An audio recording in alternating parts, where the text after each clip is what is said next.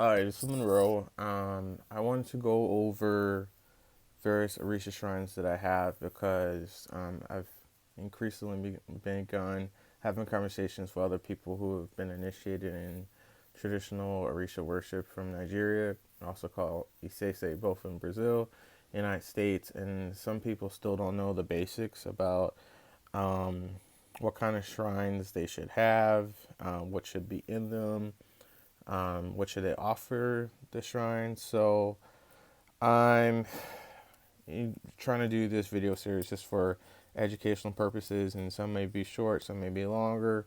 I really don't know how much detail I'm going to go into these as of yet, but I want to start this first one with Esu.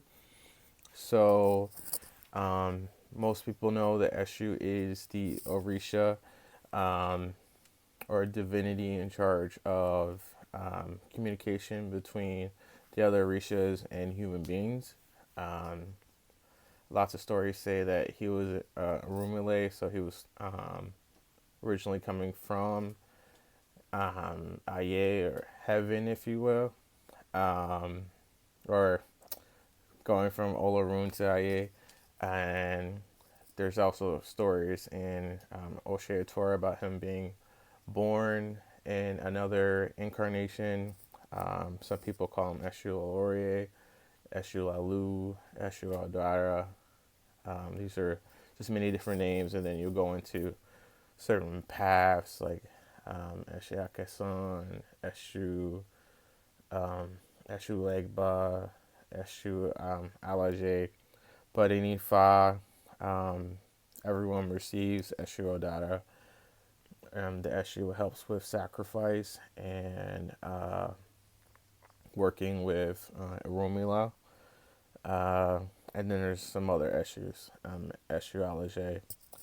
So first, I want to go at all Eshus. Unlike Cuba, Santeria Lucumine, Cuban Ifa, or even Condomble, all Eshu stones are laterite.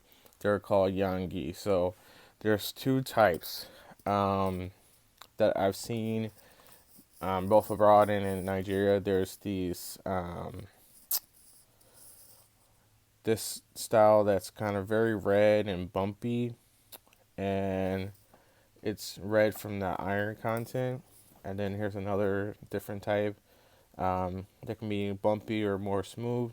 And then the other type I saw in Nigeria was more of um, like this. It's still a laterite, but a Yangi, but it's kind of more coarse, porous, and rigid. And but it's still Yangi.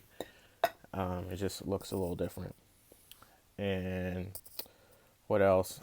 These are some of the dance ones you see. This one I think I got in Brazil. Eshu. Eshu's usually is depicted um, with, and this is from Nigeria, with one or two faces. Sometimes he has an erect phallus, sometimes he doesn't. A lot of times he has a belly. He's holding either some type of rattle, a flute, a gourd, um, a knife. This is also from Brazil, but you'll find these in a lot of times in Africa, phallus shaped wands. And this is Estrugala. So this is one type. This is more of a female looking one, not just in the face. It still has the double face and the etched out. It has breasts. There's no erect phallus. More of a female shape. Estrugala works with wealth, along with the Locum and Aje Shalunga. And this is the other type. It's a male, obviously, with a beard. It has almost like a Islamic or Hausa hat. Um, has Still has the breast though, and then has the drums on the side. So this type always has drums, but still has the breast. And then there's the other one, which is more of a classic esu when people think about it. Again, with the belly, this one has erect phallus and covered with cowrie shells. Um, this is another type of esu where, like I said, he has the flute. Um, or something else people say it's a pipe. There's a double in. He has a long hat. This one's blonde wood, has been painted black. And then this one's the esu legba, which a lot of people, again, there's influence from Santeria, so where there's a lot of cement heads. Um, Also, arguably it could be a Voodoo legba influence, but esu legba is clay.